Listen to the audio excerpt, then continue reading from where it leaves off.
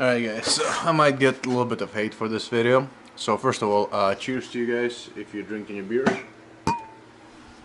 That one goes to Justin. He always does beer. I like that. First of all, this is nothing crazy. I'm probably gonna get a little bit of hate from some Snap-on people. And by Snap-on people, I mean people that love Snap-on. I mean, don't get me wrong, they make great product. Just sometimes it's on the pricier side, and for a home backyard mechanic like me, sometimes it's not feasible to even have. So, I just sold my half-drive Snap-on ratchet for 93 bucks, I believe. Total. Yep, I already delivered it.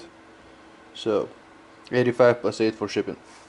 It was just a regular, like 10-inch long half-drive. I honestly never used it. It was great, ratchet 82, great build quality, but never used it. Just like didn't have a use for it. Anytime I would grab a half-drive, I would go for this guy.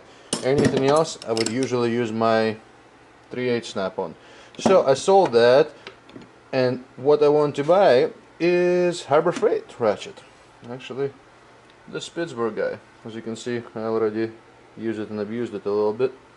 And the reason why I bought this, because this is pretty much just a bigger version of my absolute favorite quarter drive ratchet. You can see this thing, you can't even tell what brand it is. It's so beat to shit.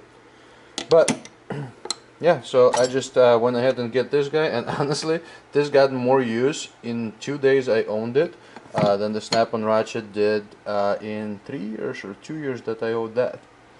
So yeah. So the price of the Harbor Freight ratchet was a lot less. I think it was like 30 bucks or so. Then 20% coupon. I took it down to like 24 bucks or something like that. So yeah, for $70 less pretty much. Downgraded? Maybe? No?